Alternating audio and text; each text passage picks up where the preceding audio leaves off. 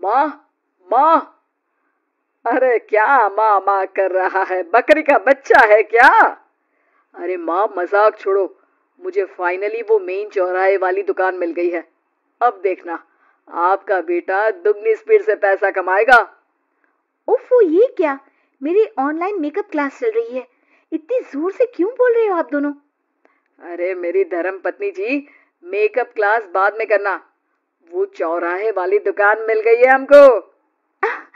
अरे वाह! रुको, मैं अपनी माँ को फोन लगाकर बता देती हूँ। अरे मैं भी अपने रिश्तेदारों को बता देती हूँ। कितनी खुशी की बात है। हाँ हाँ, मैं भी अपने दोस्तों को बता देता हूँ। 1 हफ्ते बाद रजिस्ट्री है। बस, घर में खुशी का मौका था। उन तीनों ने अपने अपने फोन उठाए और लोगों में बात फैलाना शुरू कर दिया। और रही सही कसर, श्वेता बहू ने अपने पड़ोस में सबको बताकर कर दी। अरे वर्मा आंटी, अब हम भी जल्दी कार ले लेंगे। घर का रेनोवेशन होगा और ठाठ से रहेंगे हम भी। अरे ऐसा क्या हुआ? लॉटरी बाटरी लग गई है क्या? अरे इस बार चौराहे वाली मॉल में हमको भी दुकान मिल गई है। दुकान नंबर 21, जो एकदम चौराहे पर है। अब ग्राहक बढ़ेंगे तो आमदनी भी बढ़ेगी ही ना। अरे वाह, कितनी खुशी की बात है। मैं बहुत खुश हूँ तुम्हें इतना खुश देख के। बाकी एक बात कहूँ, सबको मत बताते फिरना। किसी की नजर लग जाएगी तो खुशी की खबर वापस लौट जाएगी। हैं? ऐसे थोड़ी ना होता है। अब डरा रही हो। अरे सही कह रही हूँ। काली नजर कहते हैं इस चीज को, जब आप किसी को कुछ बताओ और वो काम बिगड़ जाए। अरे लेकिन मैं तो।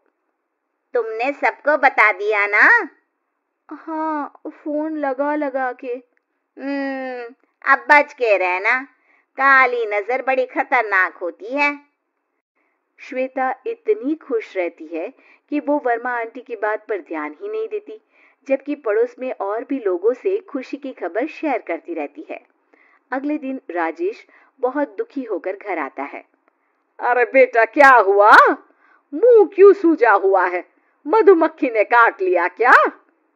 माँ, वो दुकान किसी और के पास चली गई। किसी ने ज्यादा भाव लगा दिया। अरे पर बात तो आपसे हुई थी ना उस दुकान वाले की। हाँ, आज मैं टोकन अमाउंट देने गया था, तब मुझे पता चला। कोई आकर सुबह मुझसे पहले ही ज्यादा अमाउंट दे गया। काली नजर। क्या? क्या कहा? वर्मा आंटी ने समझाया था कि किसी को बताना मत, वरना काली नजर लग जाएगी। अच्छा, तुम्हें उनकी बात मान लेनी चाहिए थी। उनकी बात मान लेती, लेकिन उसके पहले ही सबको बता चुके थे ना हम तीनों। अरे अगली बार से ध्यान रखेंगे। कोई भी नई चीज होगी तो किसी को नहीं बताएंगे। तीनों कुछ दिन ऐसे ही रहते हैं, पर एक दिन श्वेता को एक मेल आता है। राजेश, मेरा ऑनलाइन मेकअप कोर्स कंप्लीट हो गया। अब मैं खुद का पार्लर खोल सकती हूँ। अरे वाह, अपने मोहल्ले में ही खोलते हैं। ये जो घर के सामने दुकान है ना, वहीं। हाँ, यहाँ सस्ती भी मिल जाएगी। अगले दिन श्वेता वर्मा आंटी के पास जाती है, मिठाई का डब्बा लेकर। अरे आओ आओ, कैसे आना हुआ? जोर से नहीं बोलूंगी। वो सामने वाली दुकान है ना, वहां मैं अपनी पार्लर की दुकान खोलने वाली हूँ। उसकी मिठाई है। अरे वाह, बहुत बधाई हो तुमको। हाँ, मैं कमाने लगूंगी तो राजेश पर पूरे घर का बोझ नहीं रहेगा ना आंटी जी। ये तो है। पर ये बता कि तूने ये बात किसी और को तो नहीं बताई ना?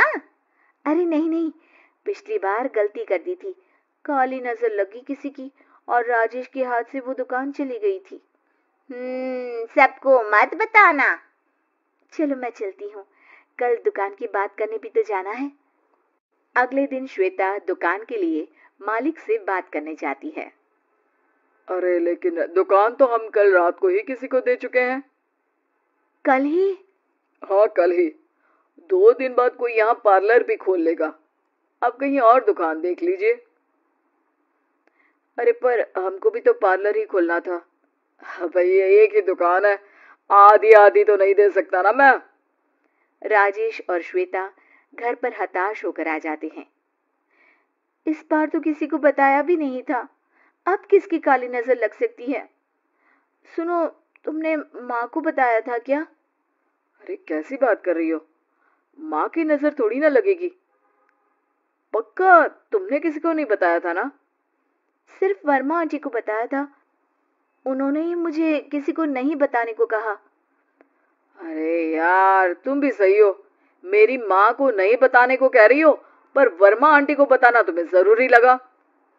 अरे वर्मा आंटी ने ही तो काली नजर के बारे में बताया था ना, वो हमेशा हमारा भला ही तो चाहती है। मेरी माँ भी हमारा भला ही चाहती है। अरे पर चिल्ला क्यों रहे हो?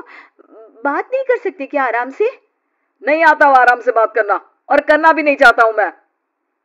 दुकान जाने का दुख गुस्से में बदल गया था और राजेश और श्वेता में बात बंद हो गई थी। 2 दिन बाद मोहल्ले में पार्लर का इनॉग्रेशन हुआ, जिसमें मोहल्ले के सभी लोगों को बुलाया गया, पर श्वेता, राजेश और माँ नहीं जाते। माँ अंदर आ जाओ, क्या देख रही हो? अरे नया पार्लर देख रही हूँ अपने आंगन से। देखो, माँ को दूसरे का सुख देखने में कितना मजा आ रहा है, मेरा दुख नहीं दिख रहा इन्हें।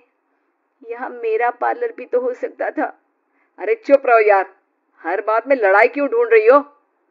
राजेश और श्वेता फिर बहस करने लगते थे। तभी माँ ने दोनों को बाहर बुलाया। अरे जरा देखो तो, दुकान चलाने वाले का बोर्ड पर नाम क्या लिखा है? श्रुति वर्मा। गाड़ी निकाले बेटा, हमें कहीं जाना है। काली नजर का इलाज कराने? राजेश अपनी बाइक निकालता है। तीनों ट्रिपलिंग कर रहे हैं। माँ राजेश को उस मॉल वाली दुकान पर लेकर जाती है जहां राजेश अपनी दुकान खोलने वाला था। यही दुकान लेना चाहता था ना तू? हाँ, पर इनको भी दुखी करने लेकर आई हो क्या यहाँ पर दुकान दिखाकर? वहां काफी नहीं था? अरे श्वेता थोड़ा सब्र रख, अभी पता चलेगा कि हम यहाँ क्यों आए हैं। बता, इस दुकान चलाने वाले का नाम क्या है? अनुपम वर्मा। कुछ समझ में आया? वो दुकान वाली श्रुति वर्मा, ये दुकान वाला अनुपम वर्मा, और हमारे पड़ोस में हमने उस दुकानों के बारे में बताया किसको था? वर्मा आंटी को। मतलब वर्मा आंटी ही हमारा काम बिगाड़ रही है? नहीं नहीं, ऐसा नहीं हो सकता, ये बस इत्तेफाक है। राजेश अपना फोन निकालता है और श्रुति वर्मा और अनुपम वर्मा के नाम फेसबुक पर सर्च करता है, जहां ये दोनों ही वर्मा आंटी के रिश्तेदार होते हैं। श्वेता को समझ में आ जाता है कि वर्मा आंटी की ही नजर काली नजर है। अब क्या करना है? कोई भी खुशी की खबर हो तो काली नजर से बचना है, यानी वर्मा आंटी से बचना है। अरे पर मुझे ये समझ में नहीं आया कि वो हमारे साथ ऐसा क्यों करेंगी। अरे बेटा, एक सीख है, दूर के आदमी को आपकी तरक्की से कम परेशानी होगी, पड़ोसी को ज्यादा। दोनों माँ की बात में हामी भरते हैं और अगला काम चुपचाप करने की कसम खाते हैं, ताकि आगे से वर्मा आंटी कोई काम ना बिगाड़ सके।